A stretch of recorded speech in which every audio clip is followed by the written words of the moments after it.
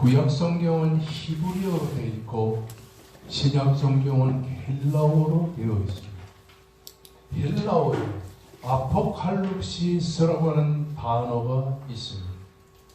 베일을 벗긴다, 덮개를 열다, 드러내 보인다라는 뜻의 아포칼토라는 말에서 유래했습니다. 아포칼립시스란 무슨 말입니까? 덮개를 열고 그리고 베일을 벗기고 드러내 보인다는 말. 이것을 그래서 성경에서는 계시라는 말로 표현을 하였습니다. 계시란 좀 더 구체적으로 말씀을 드리면 인간의 지식과 인간의 힘으로는 도저히 알 수 없는 하나님의 신비한 세계의 비밀을 하나님께서 자신이 친히 우리 인간에게 들어보내 보여주는 것을 계시라고 하는 것입니다. 하나님의 계시에는 일반 계시와 특별 계시가 있습니다. 일반 계시란 하나님께서 인간의 양심이나 인류의 역사 등의 일반적인 방편을 통해서 하나님이 보여주시는 계시를 뜻하고, 특별 계시는 일반 계시를 통해서 충족하지 못하는 완전히 극복하기 위해서, 다시 말하면 특별 계시는 인간 계시가 가지고 있는 불충족성을 완전히 극복하기 위해서 하나님이 친히 나타나시고, 그리고 하나님이 이적을 통해 역사하시고, 하나님이 대신 친히 말씀하시는 이런 방법을 통해서 우리 인간들에게 직접적으로 보여주는 그런 계시를 특별 계시라고 말합니다. 이 특별 계시라고 하는 것은 데오스 프리오토스라는 말인데요.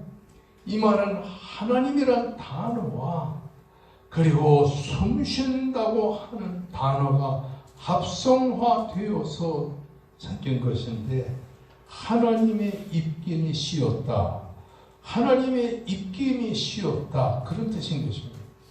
이것을 걸어 우리가 바울 사도가 디모데 후서 3장 16절 말씀에 모든 성경은 하나님의 감동으로 된 것으로 교훈과 책망과 바르게 함과 의로 교육하기에 유익하다고 하는 말씀으로 들려집니다. 모든 성경은 하나님의 감동으로 됐다.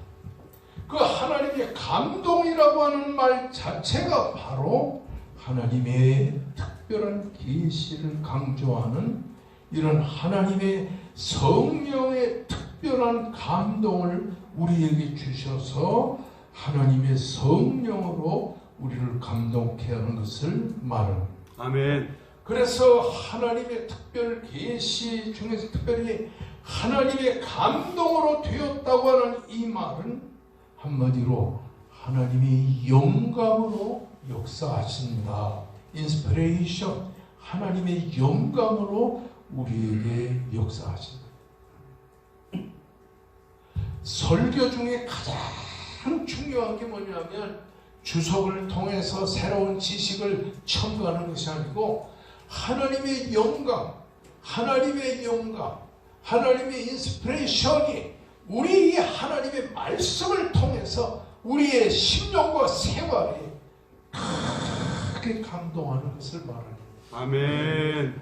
저는 일주일에 한 번은 그동안 성경을 연구하다가 깨달은 말씀을 쭉 수십 편, 어떤 때는 100편 이상을 이렇게 펼쳐놓고 보는데요.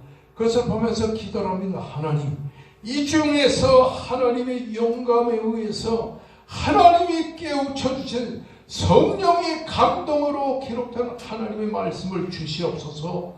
기도하면서 보게 되면 하나님이 그 중에서 영감된 하나님의 말씀을 주신 것입니다. 아멘. 그래서 이것이 이번 돌아오는 주간에 하나님의 성도들에게 하나님이 주시는 말씀이구나, 이렇게 감동을 받아서 그 말씀을 선택하는 것이 아주 중요합니다. 아멘. 영감, 하나님의 성령으로 감동됩니다. 창세기 2장 7절의 말씀 보게 되면 하나님께서 인간을 흙으로 창조하시고 인간의 코에 숨을 불어넣습니다. 이게 바로 성령의 영감인 것입니다. 하나님의 성령으로 영감된 가운데 기록된 말씀이 바로 하나님의 성경의 말씀입니다. 아멘. 그러므로 이 하나님의 성경은 무한히 틀릴 일이 없어요. 하나도 잘못된 것이 없다고 하는 사실인 것입니다. 아멘. 그래서 하나님의 성령의 영감으로 기록된 무하신 하나님의 말씀을 성경에서는 뭐라고 해요? 정경이라고. 고들정자, 글경자. 이 정경이라고 말합니다. 이 정경이라고 하는 말은 히브리 말에서는 어떻게 말하냐니 카네라고 말합니다. 헬라어에서는 캐논이라고 해요. 그래서 이것을 영어로 번역할 때 캐논이라고 번역을 하는 것입니다. 캐논이란 정경 곧 하나님의 말씀은 자를 말합니다. 자 가지고 제잖아요. 이렇게 막대기를 말합니다. 그리고 척도, 기준, 표준 이런 것을 말합니다. 하나님의 말씀은 한마디로 신앙과 행위의 척도가 되는 책이라고 하는 말입니다. 아멘. 그러므로 우리가 하나님의 말씀인 성경을 매일 읽고 이 성경 말씀을 통해서 내 인생의 삶의 교정으로 척도로 삼으면 틀림없게 되는 것입니다. 여러분. 아멘. 1세기경의 기독교인들은 성경의 범위를 정함에 있어서 보편적으로 사용된 말로 캐논 이렇게 불렀습니다. 성경에 가장 먼저 기록된 말씀이 창세기. 이 창세기는 이스라엘 지도자인 모세가 창세기, 출애굽기, 레위기, 민수기, 신명기 5개의 말씀을 기록해 놨습니다. 이스라엘 백성들이 애굽에서 나올 때가 주전 1446년인데 그 애굽에서 이스라엘 백성들이 나올 때 모세의 인도를 통해서 애굽에서 나온 때가 1446년. 40년의 세월이 흘러 이스라엘의 지도자인 모세가 느보 산상에서 이 세상을 떠나 영원한 천국으로 갈 때가 주전 1406년.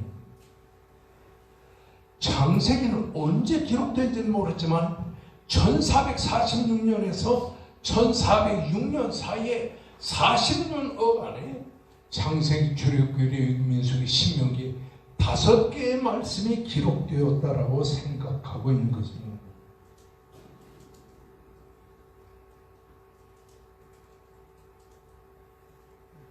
성경에 보면 창세기는 3가지 이유가 있어서 기록했다고 보고 있는 것입니다.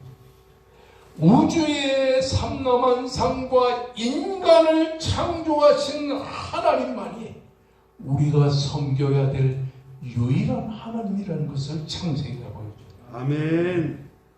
두 번째로는 이스라엘 민족들이 애굽에서 430년을 살다가 60만 명의 대군이 되어서 가나안으로 들어가는 그 이스라엘 백성들의 60만 군사들이 다 하나님의 신정 통치의 국가라고 하는 사실을 알려주기 위해서 이런.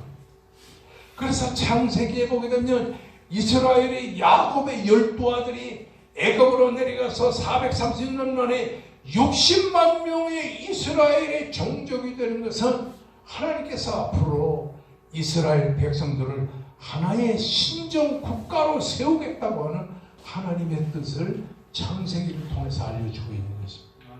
아멘. 세 번째는 타락한 인간을 새 생명으로 이끌어서 영원한 하나님의 백성으로 만들기 위하여 예수 그리스도가 여인의 후손으로 세상에 태어나서 인류를 위하여 십자가를 지시고 죽으시고 다시 사시는 그 예수 그리스도의 십자가의 정신을 통해서 인류를 구원한다는 사실을 강조하기 위해서 바로 창세기를 기록하고 있습니다. 아멘. 자, 그러면 여러분이 창세기는 왜 기록했느냐? 첫째는 우주와 인간을 창조하신 분은 유일하신 하나님인데 그 유일하신 하나님이 우리가 믿어야 될 하나님이라는 사실을 알려주기 위해서 창세기가 기록됐다는 사실. 아멘. 두 번째는 이스라엘의 12지파가 애굽으로 내려와서 430년 동안 있다가 60만 명의 대군이 돼서 가나안으로 들어가는 것은 하나님께서 신정국가인 이스라엘을 세울 것이라고 하는 사실을 보여주기 위해서 창세기가 기록됐다. 아멘. 세 번째는 인류의 구세주인 예수 그리스도께서 오늘날 여인의 후손으로 태어나 인류를 죄와 사망에서 구속해 주신다고 하는 사실을 우리들에게 보여주기 위해서 창세기가 기록된다. 아멘. 자, 따라하십니다. 창세기는 우주를 창조하시고 우주를 창조하시고 인간을 창조하신 유일하신 하나님을 우리가 섬겨야 된다. 그걸 보여줍니다. 아멘. 요즘에 정청래 민주당 의원이 말 한 번 했다고 옳은 말인데 말 한 번 했다 지금 절간에 중들이 수천 명이 모여가지고 지금 정청래 추방하라고 막 하죠. 아닙니다, 여러분. 이 세상은 유일하신 하나님이 통치하시는 것입니다. 아멘. 하나님만이 우리의 하나님이라는 사실을 믿으시기를 주의 이름으로 축원합니다. 아멘. 그리고 우리가 창세기를 통해서 이스라엘의 백성들이 유일하신 신종 국가의 백성이라는 사실을 기록해 주고 있고 예수 그리스도가 인류의 구세주라는 사실을 창세기를 통해서 우리에게 보여주고 있다고 하는 사실인 것입니다. 아멘. 여러분에게 지난번에 말씀드렸죠. 구약은 오실 예수를 우리에게 보여주고 있고 신약은 오신 예수를 우리에게 보여주고 있는데 특별히 창세기 전체에 보게 되면 오실 예수를 쫙 기록하고 있습니다. 여러분 창세기 3장 15절의 말씀을 보게 되면 여자의 후손으로 오신 예수를 보여주고 있습니다. 창세기 4장 25절의 말씀은 셋의 계열에 오실 예수를, 창세기 9장 27절에는 셈의 후손으로 오실 예수 그리스도를, 창세기 22장 18절에서는 아브라함의 후손으로 오실 예수 그리스도를, 창세기 21장 12절의 말씀에서는 이삭의 후손으로 오실 예수 그리스도를, 창세기 25장 23절에는 야곱의 후손으로 오실 예수 그리스도를, 창세기 49장에는 유다 지파의 후손으로 오실 메시아 예수 그리스도를 우리에게 보여주고 있습니다. 아멘. 그러니까 여러분 아담으로부터 시작해서 이 아브라함과 이삭과 야곱과 유다 조선과 그리고 많은 그 이삭의 후손들, 셈의 후손, 셋의 후손, 이런 후손으로 나타나실 메시아 예수 그리스도가 인류를 죄와 사망에서 구속하시기 위하여 이 세상에 오실 것이라는 것을 구약 창세기를 보면 예수가 오신다는 것이 쫙 기록되어 있다는 사실인 것입니다. 아멘. 오늘은 여러분이 이렇게 얘기를 해도 잘 모르겠지만은 성경을 자꾸 읽고 또 읽고 또 읽고 하면 구약 특별히 창세기는 예수 그리스도가 이 세상에 장차 오실 것이라는 것을 그림자로 예표로 보여주고 있다고 하는 사실인 것입니다. 아멘. 메시아 예수 그리스도는 제2의 아담으로 오실 예수 그리스도라는 사실을 그림자로 보여주고 있는 것입니다. 특히 특히나 창세기 3장 21절의 말씀에는 아담이 선악과를 먹고 범죄했을 때 하나님은 짐승의 피를 흘려 제사를 드리게 하시고, 그리고 아담과 하와에게 그 짐승 어린 양의 가죽을 가지고 옷을 만들어서 그들의 하체를 가리우게 한 것은 예수 그리스도가 십자가의 보혈을 흘려서 우리 인간을 죄와 사망에서 구속하신다는 것을 그림자로 보여주고 있다는 사실입니다. 아멘. 하나님께서 연락하시는 이 아벨의 제사에 보게 되면 예수 그리스도가 십자가의 보혈로 인간을 구원한다는 사실을 아벨의 제사를 통해 그림자로 우리에게 보여주고 있는 것입니다. 아멘. 가인에게 죽임을 당한 아벨의 죽음은 예수 그리스도의 속죄와 고난을 우리에게 그림자로 보여주고 있는 것입니다. 그 이후에 노아의 방주로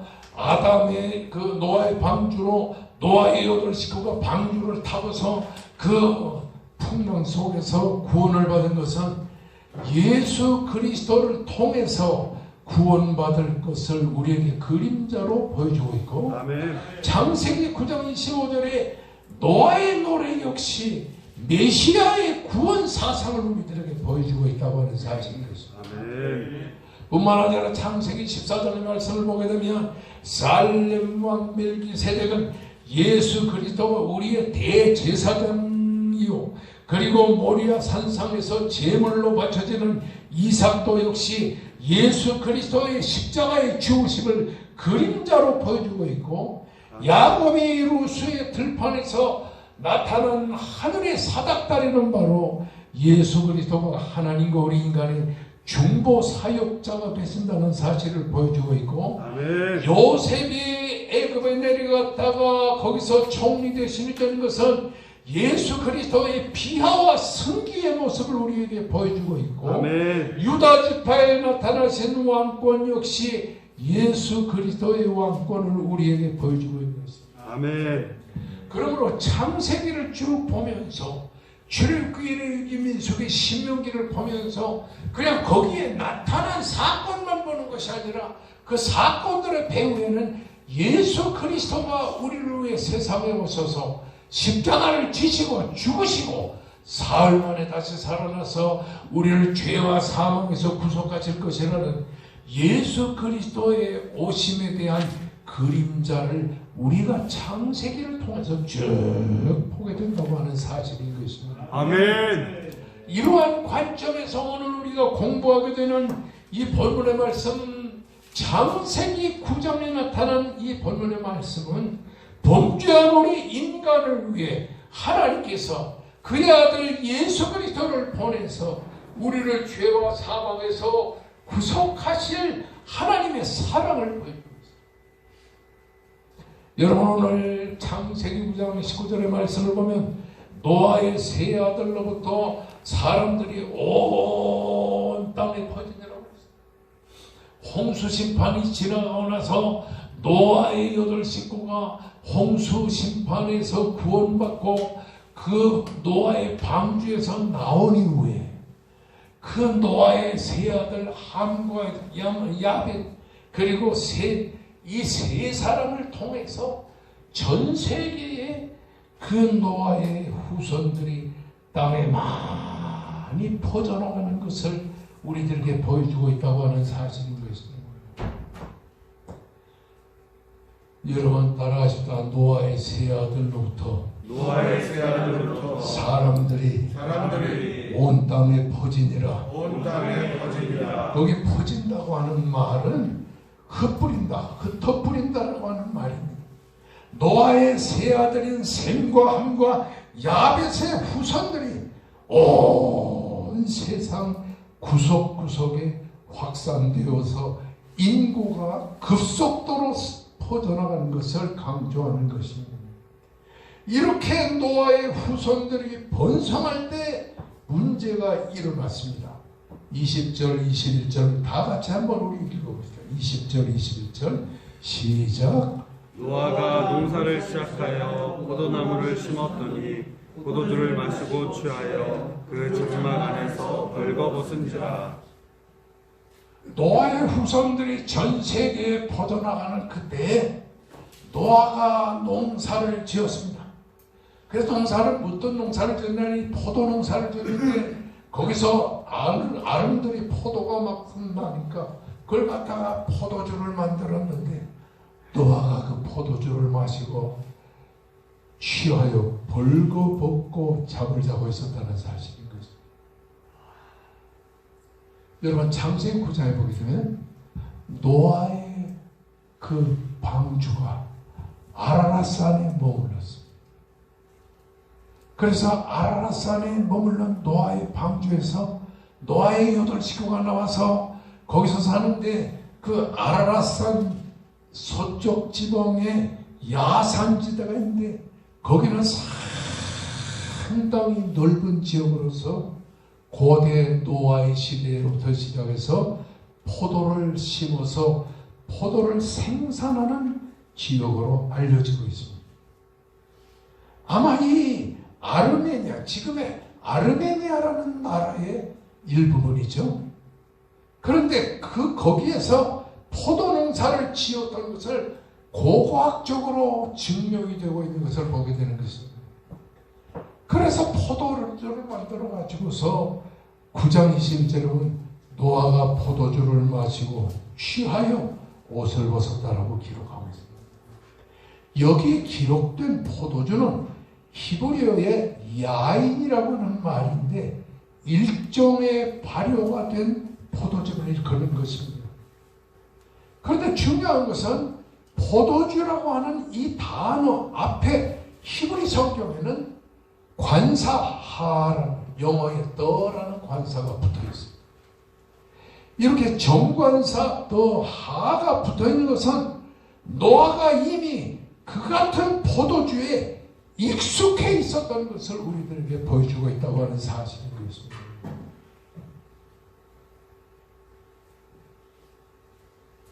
그런데 포도주에 취하여 사카르라고 하는 단어는 자신을 주체하지 못할 정도로 만취 상태에 빠져 있었다는 사실. 지금도 구라파도 그렇지만은 이 아르메니아 지역 그 포도나무를 심어가지고 포도주를 만든 아르메니아 지역은 물을 구하기가 힘들었어요. 그래서 물 대신 사람들이 포도주를 만들어가지고 물 대신 포도주를 마시는 것이 그 당시에 습관화되어 있었다는 사실인 것입니다. 뿐만 아니라 하나님 앞에 제사를 드릴 때 전제에 하나님께 포도주를 드려가지고서 사용을 했던 것을 보게 됩니다. 그러니까 노아의 8 식구는 이 포도주를 그냥 정신없이 많이 마셨다는 사실을 여기서 알게 되는 거죠. 성경에 보게 되면 포도주를 먹지 말라고 하는 말은 없지만은 과다 섭취하는 취하지 말라고 하는 경고는 하고 있는 것을 보게 됩니다.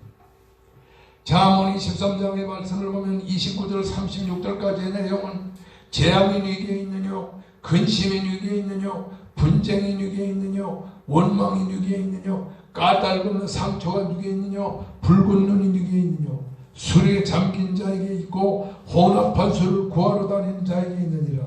포도주는 붉고 잔에서 번쩍이며 순하게 내려가나니 너는 그것을 보지도 말지어다.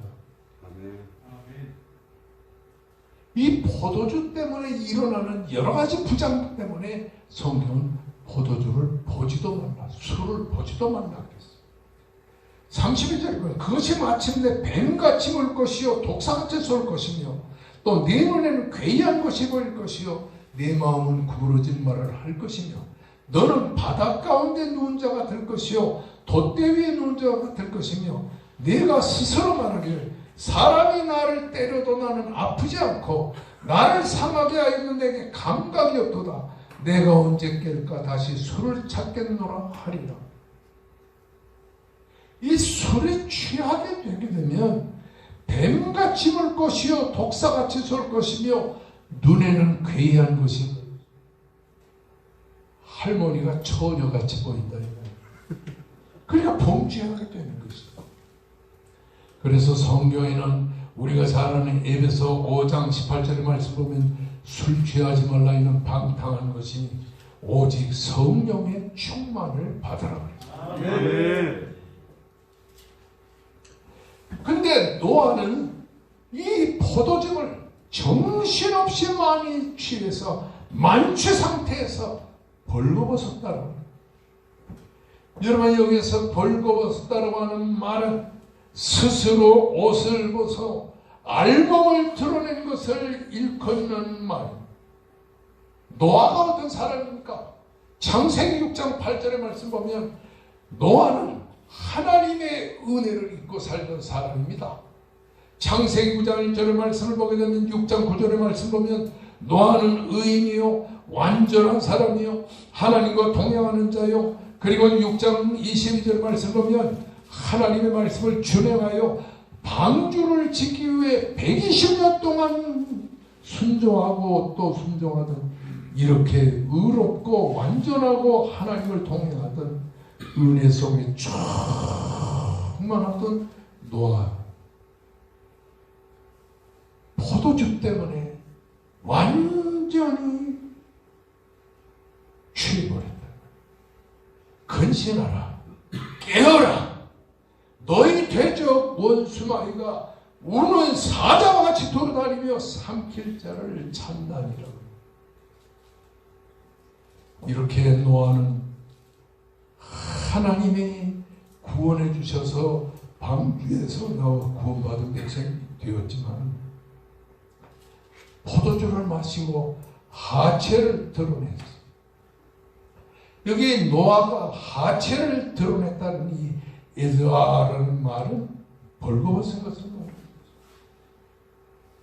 한마디로 노아의 이 사타구니 부분을 전부 드러내서 정신없이 잠을 자고 있어요.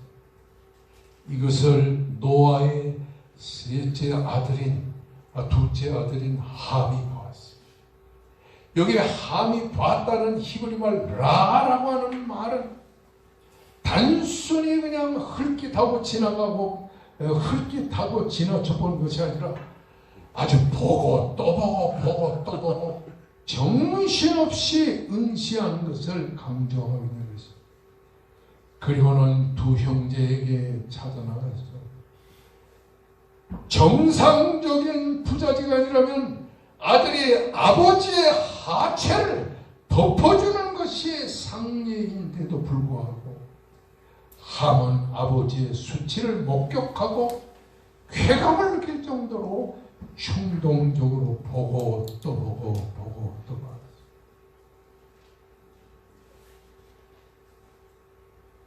23절의 말씀 보면 셈과 야벳은 아버지 옷을 가져다가 어깨에 메고 뒷걸음질 쳐서 들어가서 아버지의 하체를 보지 않고 그 겉옷으로 아버지의 하체를 가리고 나왔습니다. 여기에 노아의 두 아들인 셈과 야벳이 그 겉옷을 가지고 아버지의 하체를 둘렀다. 이 겉옷이 시눌라라고 하는 말인데 이 겉옷이란 단어에 정관사가 붙어있는 것을 보면 아버지가 입었다가 더워서 벗어버린 겉옷을 말한다. 그렇게 학자들은 해석하고 있어요. 여러분이 이 22절 말씀을 보면 전 23절까지를 보게 되면 이상하잖아요. 노아의 두 아들인 셈과 야벳이 두 번째 아들인 함의 얘기를 듣고 그리고는 아버지 방으로 들어가서 그 아버지가 벗어놓은 옷을 들고 그냥 아버지의 하체를 가리우질 않고 아버지의 겉옷을 어깨에 메고 손으로 들면 될 아버지의 겉옷을 어깨에 맸다. 이게 무슨 뜻인가? 여러분, 우리가 창세기의 말씀 보게 되면 노아가 방주에서 나왔어. 여호와 하나님 앞에 제사를 드렸어요. 가정에 제물을 드리고 제사를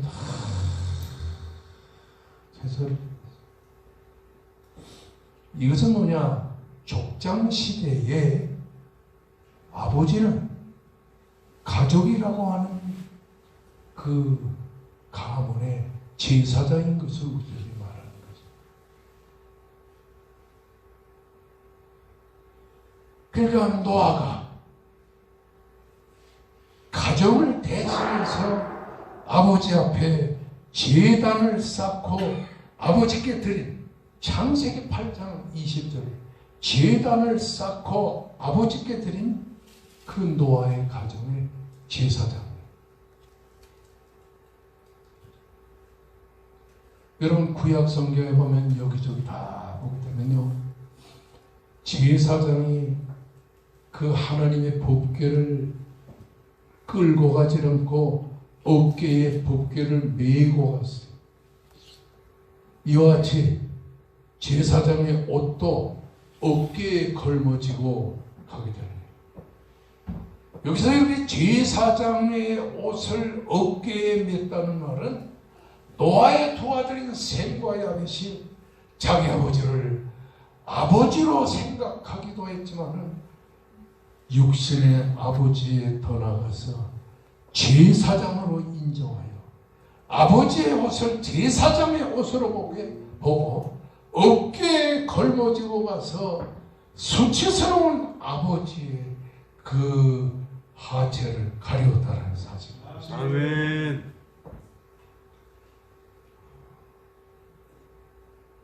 아버지의 수치스러운 모습을 보지 않고 그 아버지의 수치스러운 하체를 덮어주려고 조심스럽게 사려 깊이 행동한 아버지를 제사장으로 인정한 그런 아들들의 처사를 우리가 여기서 보게 되는 것입니다.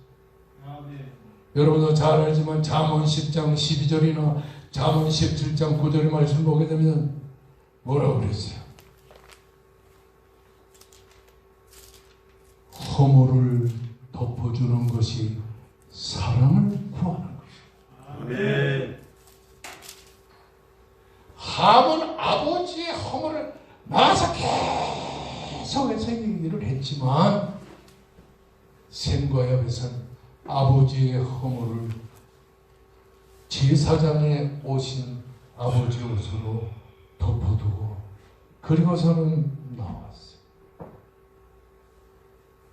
제사장인 아버지의 허물과 실수를 전혀 생각하지 않고 그냥 덮어주고 나왔어요.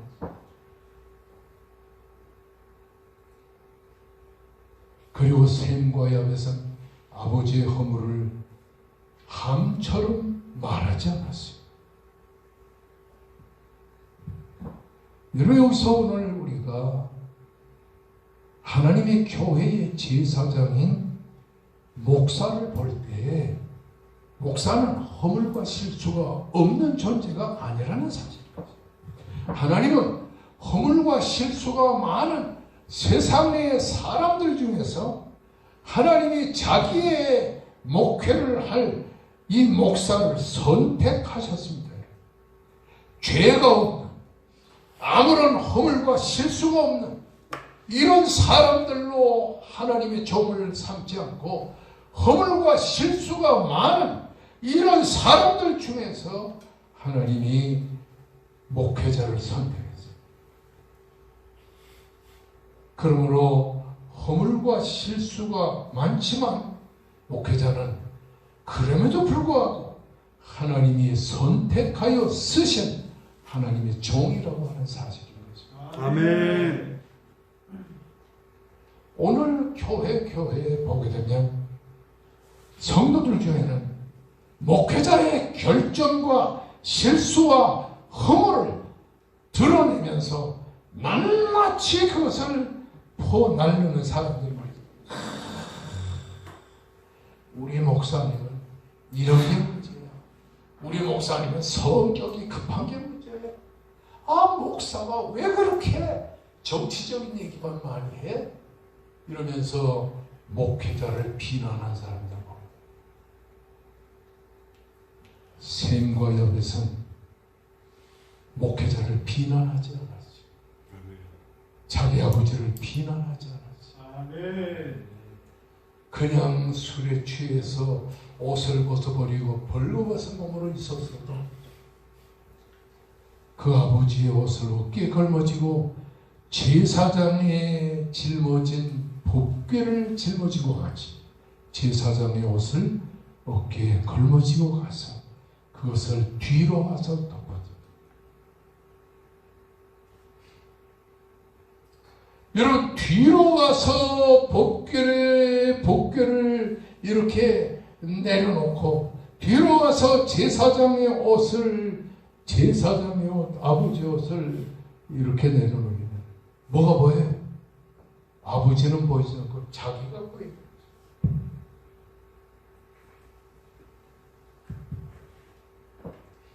제가 어린 시절부터 장로의 집안에서 태어났지만 우리 아버지께서 한 번도 목사님에 대해서 이러쿵저러쿵 하는 건 한 번도 못 들어봤어요. 언제나 나이가 자기보다 20년이나 아래의 목사님을 항상 존경하고 높이고,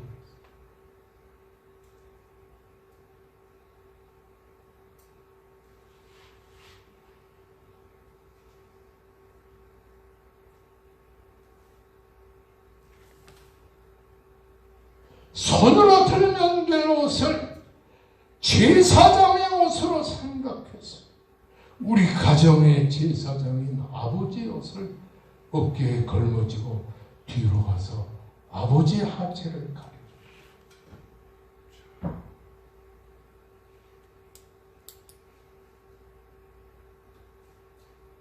제가 설교가 좀 긴 사람입니다. 한 교회에서 40년을 목회하면서 설교를 보통 50분 정도씩 했어요. 야, 지금 생각하니까 참 미안하네. 설교를 다 마치고 다시 이렇게 은퇴해서 개척하니까 이제서야 한 30분, 35분 정도 하게 되더라고요. 성도님, 설교가 길다 짧다, 우리 목사님 성격이 나쁘다, 뭐 이런 실수와 허물이 있다, 샘과 야베처럼 다 덮을 수 있기를 주의 이름으로 축원합니다. 아멘. 함과 샘과 야벳을 보게 되면 그 아버지의 하체를 덮지 못한 그것 때문에 함은 저주를 받고 샘과 야벳은 축복을 받았습니다. 근데 여기서 함을 말할 때 가나안은 종들의 종된다. 가나안은 함의 아들이거든요. 그러니까 노아의 손자란 말이에요. 왜 다른 손자들은 이름이 없는데 가나안만 있을까? 그것은 노아의 수치를 제일 먼저 본 사람이 가나안이에요. 그러면 막 아버지한테 달려가서 아버지 할아버지 벌거벗고 자. 아버지한테 고. 그러니까 아버지가 달려가서 보니까 과연 자기 아들이 얘기해왔지 벌거벗고 자고 자. 그래서 노아가 가나안 손자를 저주한 거예요. 그래서 이 가나안은 솔로몬 시대에 완전하게 정복되었고, 그 다음에는 갈타고인, 애굽인, 페르시아인, 마게도니아인, 로마인 같은 그 외국 사람들에게 가나안족이 완전히 멸망받은 것을 보고, 그러고는 그 가나안족이 열대 지방으로 이전을 해가지고 수백 년을 살면서 얼굴이 흑인 종이 된 것입니다. 셈은 동양인으로 메시아 예수 그리스도가 탄생할 동양인. 야곱은 구라파의 문화와 과학과 헬라의 철학과 로마의 법전 같은 그런 것을 발전시키는 이런 민족으로 셈의 장막에 거하게 됐다고 하는 사실인 것입니다. 우리는 이 본문을 통해서 제사장 노아의 벌거벗은 수치를 가린 셈과 야벳처럼 사람은 허다한 허물을 덮는 것처럼 우리의 가족과 주변에 허물과 실수와 죄가 많은 사람들을 다 덮을 수 있는 신앙의 사람이 되기를 주의 이름으로 축원합니다. 아멘.